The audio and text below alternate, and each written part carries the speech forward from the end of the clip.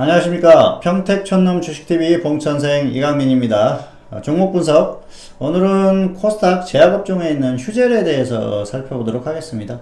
휴젤은 역시 쉽게 말하면 보톡스 만드는 그런 기업이죠. 보톡스나 또 필러 제제 이런 것들을 만드는데요. 화장품 관련주라고 보셔도 되고요. 그리고 제약업종이라고 볼 수도 있겠죠. 제약업종에서 어쨌든 미용과 관련한 이런 성형외과에서 쓰는 이런 제품들을 만들지 않습니까? 어쨌든 그런 부분에 있어서 흐름이 나오는 종목이고요.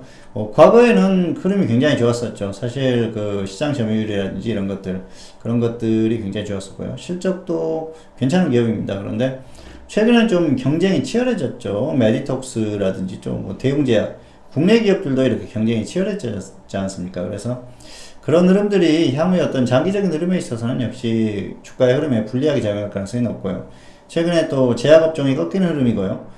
화장품주들도 그렇게 강한 흐름이 아닙니다. 그런 흐름들을 전반적으로 감안했을 때는 강한 흐름들이 나오기보다는 하락하면서 중간중간 반등 나오는 수준, 그 정도가 당분간은 가능할 것 같고요.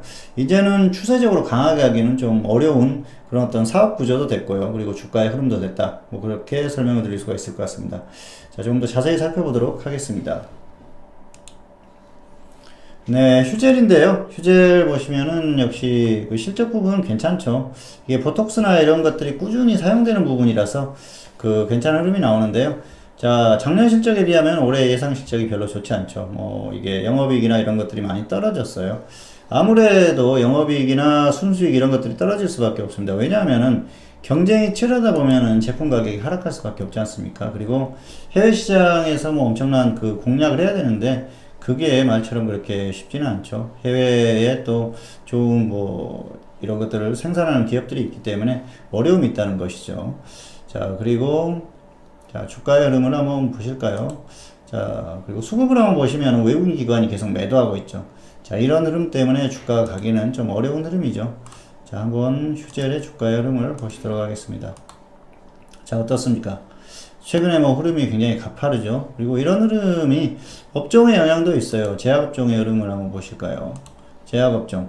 자, 제약업종은 1월이 고점이었었죠. 그리고 계속 꺾이고 있습니다. 그리고 코스닥도 한번 보시면요. 코스닥도 마찬가지죠. 제약업종이 꺾이면 코스닥은 꺾이는 것이죠. 그리고 자, 휴젤의 주가를 다시 한번 보시겠습니다. 4월이 고점이었는데 그나마 좀 강한 흐름이었죠. 자, 같은 종목이라고 할 수가 있는 메디톡스 보실까요? 메디톡스도 꺾이고 있어요. 그리고 최근에 이제 또 대웅제약이 메디톡스하고 소송도 하고 있습니다만은 대웅제약은 그나마 이제 후발주자로서 좀 강한 흐름을 보이고 있어요. 신규 진출이라든지 이런 것들 이슈가 있는 것이죠. 그리고 대웅제약 같은 경우에는 기업 자체가 워낙 또 탄탄한 그런 기업이죠. 그래서 이런 흐름이 나오는데요.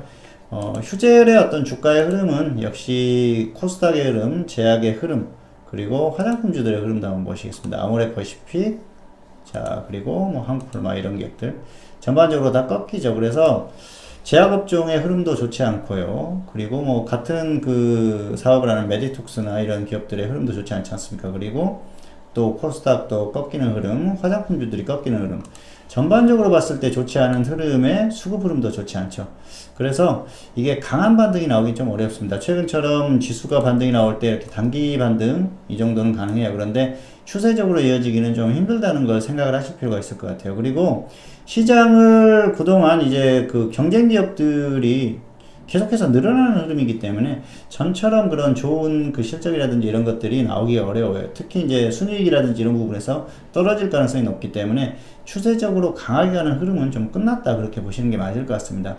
중간에 좀 강한 반등이 나올 수는 있어요. 그런데 그런 것들은 단기에 그칠 가능성이 높으니까 혹시라도 그런 흐름이 나왔을 때 거기에 혹 해가지고 다시 한번 들어가서 또 중기로 끌고 가고 그런 흐름을 타다가는 굉장히 좋지 않은 결과가 나올 수가 있기 때문에 그런 부분에 좀 유의해서 대응을 하시는 게 좋을 것 같습니다.